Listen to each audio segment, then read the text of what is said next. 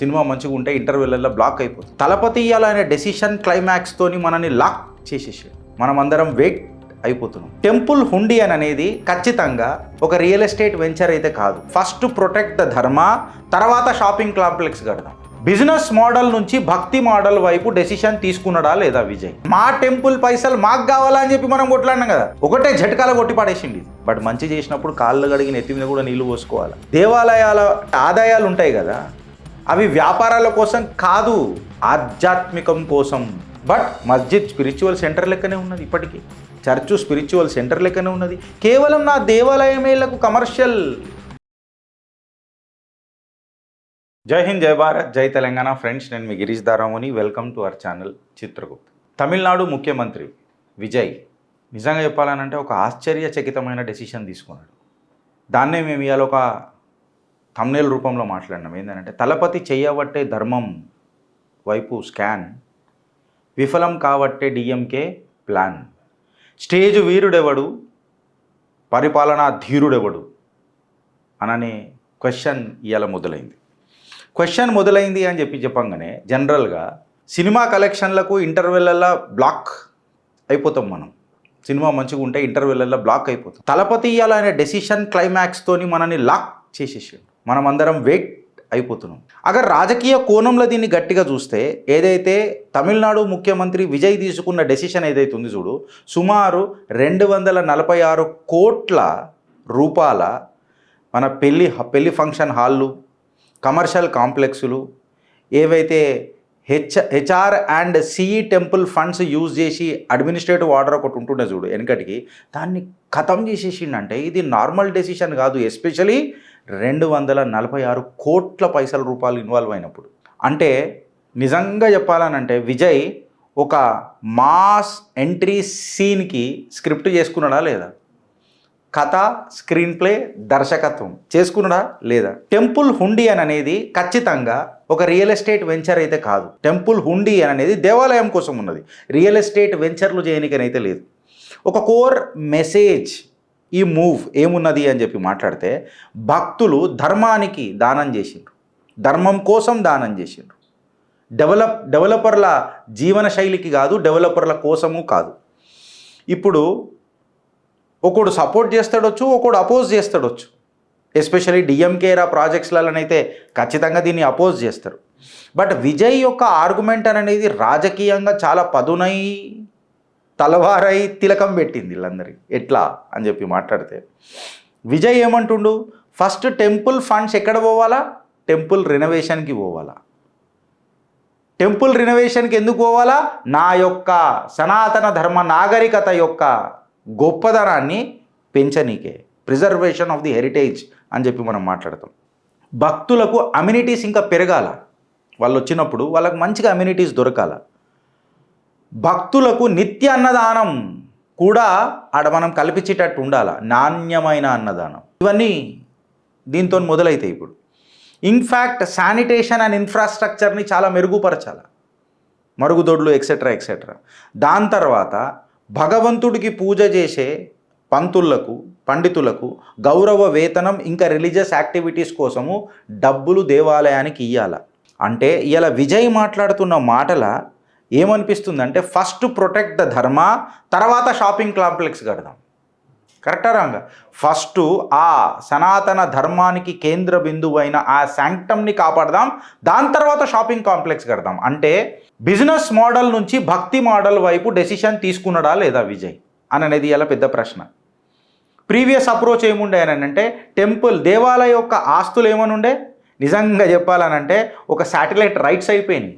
Cinema produce చేస్తారు చూడు, director వారు ప్రొడ్యూసరు, వాళ్ళకు శాటిలైట్ రైట్స్, ఓటీటీ రెవెన్యూ కోసం వాళ్ళతో నీళ్ళతో పంచాయతీలు చేసుకొని పైసలు రాసుకుంటారు చూడు, అట్లా అయిపోయిన ఉండే దేవాలయ ఆస్తులు.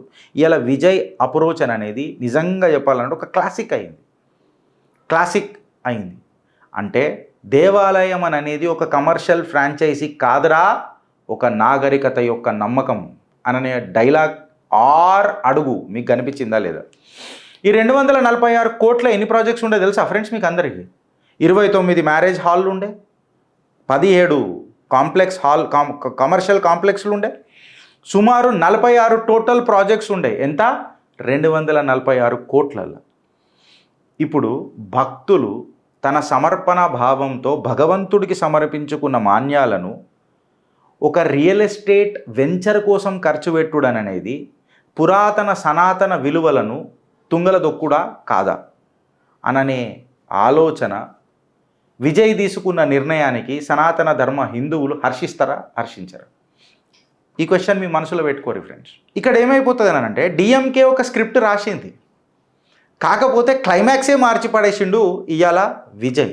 ప్రతి అడుగు ఇవాళ నిజంగా చెప్పాలనంటే ఎంతో దురంధరులు ఉన్నారు కదా రాజకీయాలలో, వాళ్లకు పిడిగై మారుతున్నది. ఎడ్యుకేషన్ మీద కూడా తీసుకున్న ఆయన నిర్ణయం నా భూతో నా భవిష్యత్. ఎస్, కొంతమంది హేతువాదువులు అనుకోండి, జస్ట్ ఆస్కింగ్ అనేటోళ్ళు కూడా చాలామంది ఉన్నారు. వాళ్ళు కూడా రాస్తారు ఏంటనంటే మ్యారేజ్ వాళ్ళు దేవాలయాలకు రెవెన్యూలు ఇస్తున్నాయి కదా అని అంటే దేవాలయాలకు పైస వచ్చినుంటే మంచిగానే ఉండు, జస్ట్ ఆస్కింగ్, సింప్లీ టెలింగ్. ఇలా విజయ్ క్యాంప్ సింపుల్గా రిప్లై ఇస్తుంది ఏంటనంటే ఫస్ట్ టెంపుల్ సర్వైవ్ కావాలా, దాని తర్వాత మల్టీప్లెక్స్లు సర్వైవ్ కావాలా.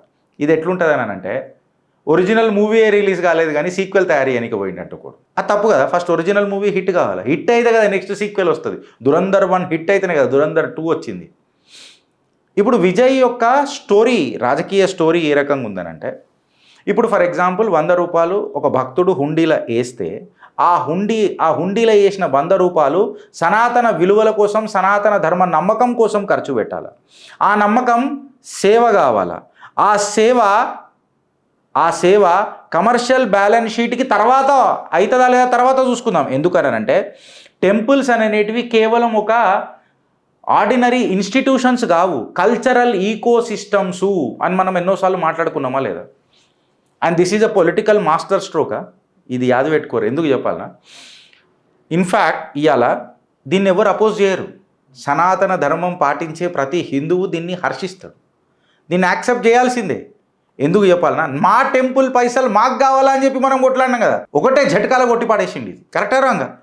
ఇవాళ ఎవ్వడు కూడా ఈ స్టేట్మెంట్ అపోజ్ చేసేటట్టు లేడు. ఎందుకంటే టెంపుల్ పైసా టెంపుల్కే కావాలా అని చెప్పి మనం ఇవాళ మాట్లాడుకున్నామా లేదా? చిత్రగుప్తులో కూడా ఎన్నోసార్లు మనం మాట్లాడుకున్నాం. సో ఇది ఒక పొలిటికల్ సేఫ్ బట్ ఎమోషనల్గా ఒక పవర్ఫుల్ పొజిషన్లో కూర్చోబెడుతుంది విజయ్ని. డిఎంకే క్రిటిక్స్ కాడికి వచ్చినాం అనుకో, అగర్ డిఎంకే దీన్ని అపోజ్ చేసింది అని అనుకో, అంటే డిఎంకే నీ అడ్డమైన సంక్షేమాల కోసము నా దేవాలయాల పైసని కమర్షియల్ యూస్కి యూజ్ చేస్తావా అన్న నింద మళ్ళీ తల మీద పెట్టుకోవాల్సి వస్తుందా? ఇండైరెక్ట్గా విజయ్కి సపోర్ట్ దొరకదా? ఒప్పుకున్నదే అనుకో ఫర్ ఎగ్జాంపుల్, ఎస్ విజయ్ చేసింది మంచిది అని అంటే ఇన్ని రోజులు నువ్వు లంగలుచ్చ దందలు చేసినావు, వాళ్ళు ఎందుకు కూర్చున్నావురా అని నీ నింద కూడా వాళ్ళ మీద పడదా? ఇది క్లాసికల్ చెస్ మూవ్ ఫ్రెండ్స్. మంచి దురంధరులకు అర్థం కాలే. మంచి చేసినప్పుడు మంచి చేయాలి. ఈ విజయ్ని నేనే ఎన్నోసార్లు అపోజ్ చేసిన, కాదని అంటలే, బట్ మంచి చేసినప్పుడు కాళ్ళు కడిగిన ఎత్తి మీద కూడా నీళ్ళు పోసుకోవాలి. ట్రెడిషనల్ ద్రవిడియన్ పాలిటిక్స్కి భిన్నంగా తీసుకున్న ఈ డెసిషన్ని మనం స్వాగతిద్దామా లేదా? దేవాలయాల ఆదాయాలు ఉంటాయి కదా, అవి వ్యాపారాల కోసం కాదు, ఆధ్యాత్మికం కోసం అననే ఒక ముచ్చట కనిపిస్తుందా లేదా?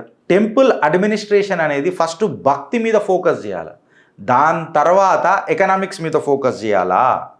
ఫస్ట్ ఎక్స్పీరియన్స్, ఆ ఎక్స్ప్రెషన్ ఆఫ్ ఎక్స్పీరియన్స్ ఉంటుంది చూడు మనకు, దాని మీద ఫోకస్ చేయాలి. ఇలా క్రిటిక్స్ కూడా దీన్ని ఎవడేమని అనలేడు.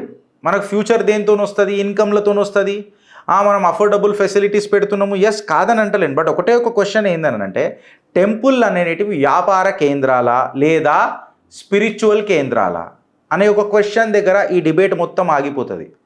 స్పిరిచువల్ కేంద్రాలే కదా అని చెప్పి ప్రతి సనాతన హిందువు మాట్లాడుతాడు. రాజకీయ కోణంలో కమర్షియలైజేషన్ చేసిర్రు, బట్ మస్జిద్ స్పిరిచువల్ సెంటర్ లెక్కనే ఉన్నది, ఇప్పటికీ చర్చు స్పిరిచువల్ సెంటర్ లెక్కనే ఉన్నది. కేవలం నా దేవాలయమేలకు కమర్షియల్ సెంటరు, కమర్షియల్ కాంప్లెక్స్ల లెక్క అయిపోయినాయి.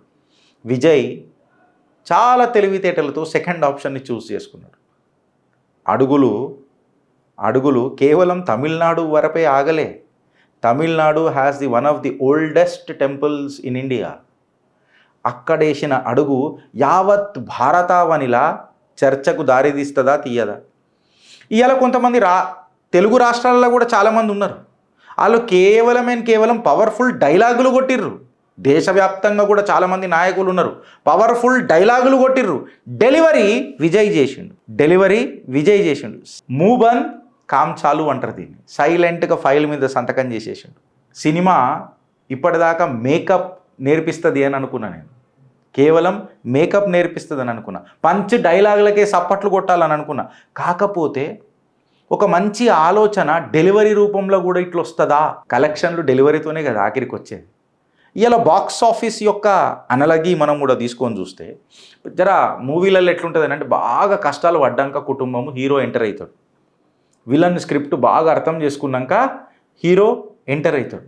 విజయ్ కూడా గట్లనే వచ్చిండు తమిళనాడుకు విలన్ యొక్క స్క్రిప్ట్ అర్థం చేసుకొని అని చెప్పి మాట్లాడుతున్నాడు. ఎందుకంటే టెంపుల్ దేవాలయంలో ఒక పైసలు అనేటివి సైడ్ బిజినెస్ క్యాపిటల్ కాదు, అది ఒక సనాతన ధర్మ నమ్మకం యొక్క నాగరికత కాపాడే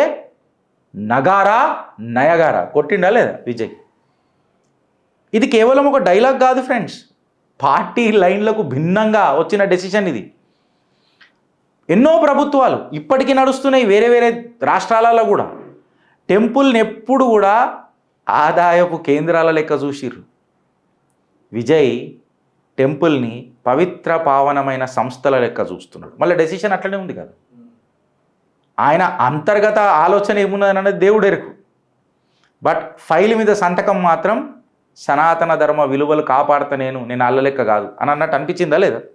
డైలాగులు కొట్టలే, డెలివరీ చేసి చూపించింది. ఇది నేను చేస్తా, ఇది నేను వేస్తా. ఇది మేనిఫెస్టోలో అయితే నాకు తెలిసి పెట్టలే. మేనిఫెస్టోలో పెట్టకముందు కూడా చేసుకున్నారు 6 గ్యారెంటీలు. ఇది ఆలోచించాలా, మన బీజేపీలు కూడా ఆలోచించాలి. ఇది సీరియస్గా కరెక్టా రాగా నేను మాట్లాడింది? కేవలం తెలుగు రాష్ట్రాలలో నేను ఏదో మాట్లాడినాను కదా, బీజేపీలు కూడా ఆలోచించాలి. ఇది షాపింగ్ కాంప్లెక్స్లు వద్దు, సనాతన విలువలు ముద్దు అని చెప్పి మాట్లాడిన విజయ్కి ఒక ఓ అయితే వేసుకోవాలి కదా లేదా ఫ్రెండ్స్? భారత్ మాతాకి జై.